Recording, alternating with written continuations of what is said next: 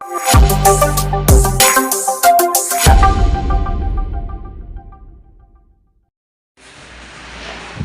Mass മോട്ടോഴ്സിൽ നിന്നാണ് Honda unicorn വണ്ടി വർക്കിന് വേണ്ടിയിട്ടുണ്ട്. അതിനകത്ത് നമുക്ക് പറഞ്ഞേക്കണ കംപ്ലയിൻറ്റ് ഒന്ന് ഫ്രണ്ട് ഫോർക്കിൻ്റെ അവിടെ ലീക്ക് ഉണ്ട്, ഫോർക്ക് വീൽസിൽ. പിന്നെ ഹെഡ്ലൈറ്റ് ഒരു പോയിൻ്റ് വർക്ക് ചെയ്യില്ല. അതേപോലെ എൻജിൻ ഓയിൽ ചെക്ക് ചെയ്യാൻ പറഞ്ഞിട്ടുണ്ട്. ഇൻഡിക്കേറ്റർ, ബാക്കിൽ ഇൻഡിക്കേറ്റർ പൊട്ടി കിടക്കുന്നുണ്ട്. അപ്പോൾ അതൊന്ന് മാറ്റിയിടുന്നത് ഇത്രയും മെയിനായിട്ട് പറഞ്ഞാണ്.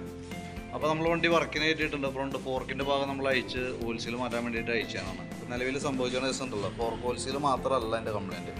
കാരണം ഈ ഫോർക്കിൻ്റെ പൈപ്പ് ഈ മാർക്ക് ചെയ്ത ഭാഗത്തേക്ക് നോക്കിക്കഴിഞ്ഞാൽ അവിടെ ഒരു ചെറിയ സ്ക്രാച്ച് പോലെ വന്നിട്ടുണ്ട്. ആ ഈ മാർക്ക് കണ്ട അത് അവിടെ ഓയിൽ സീൽ കവറാവില്ല. അപ്പോൾ നമ്മളിപ്പോൾ പുതിയ ഓയിൽ സീൽ ഇട്ടാലും അവിടെ കവറാവില്ല. അപ്പോൾ അതുകൊണ്ടാണ് ആ സൈഡ് അത്ര ലീക്ക് വന്നതാണ്. സെയിം സിറ്റുവേഷൻ ഈ പൈപ്പുമ്മയും ആരംഭിച്ചിട്ടുണ്ട്. ഇവിടെയൊക്കെ ഒരു കുത്തു വീണിട്ടുണ്ട്, ഈ ഭാഗത്ത് ഒരു ചതവ് പോലെ വന്നിട്ടുണ്ട്. അപ്പോൾ അത് ശരിക്കും നമുക്ക് ഓയിൽ സീൽ മാത്രം മാറ്റിയിട്ട് കാര്യമില്ല. നമുക്ക് ഫോർക്കിൻ്റെ 2 പൈപ്പും കൂടി മാറ്റിയിട്ട് വേണം ഓയിൽ സീൽ മാറ്റാൻ. എന്നാലാണ് ആ കംപ്ലയിൻ്റ് ഇല്ലാതെ ഓയിൽ ലീക്ക് ഇല്ലാണ്ട് നിൽക്കുള്ളൂ.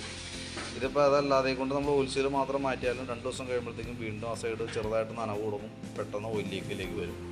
അപ്പോൾ ഫോർക്ക് പൈപ്പും ഓയിൽ സീലുകളും കൂടി മാറ്റിയിട്ട് റീസെറ്റ് ചെയ്താലാണ് അത് ക്ലിയർ ആവും.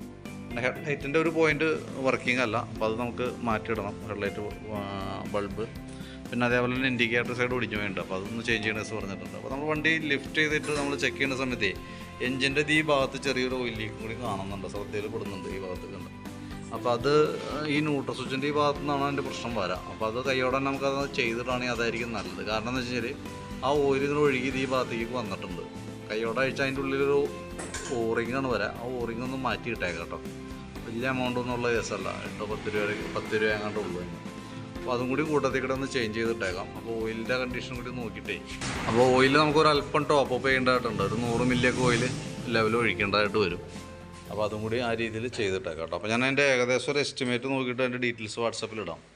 വീഡിയോ കണ്ടുകഴിയുമ്പോൾ നോക്കിയിട്ടൊന്ന് റിപ്ലൈ ഇടാം. റിപ്ലൈ കിട്ടിയാലാണ് ഞങ്ങൾക്ക് വർക്ക് കണ്ടിന്യൂ ചെയ്യാൻ പറ്റുള്ളൂ. അപ്പോൾ പരമാവധി ആ വീഡിയോ കാണുമ്പോൾ തന്നെ ഒന്നുപോലെ വാട്സാപ്പിൽ തന്നെ റിപ്ലൈ ചെയ്യും. അതല്ലെങ്കിൽ ഫോൺ വഴി കോൺടാക്ട് ചെയ്യുക, എന്തെങ്കിലും ചെയ്യണം കേട്ടോ. കാരണം റിപ്ലൈ ചെയ്താലാണ് ഞങ്ങൾക്ക് അതനുസരിച്ച് വർക്ക് കണ്ടിന്യൂ ചെയ്യാൻ പറ്റുള്ളൂ. ഓക്കെ.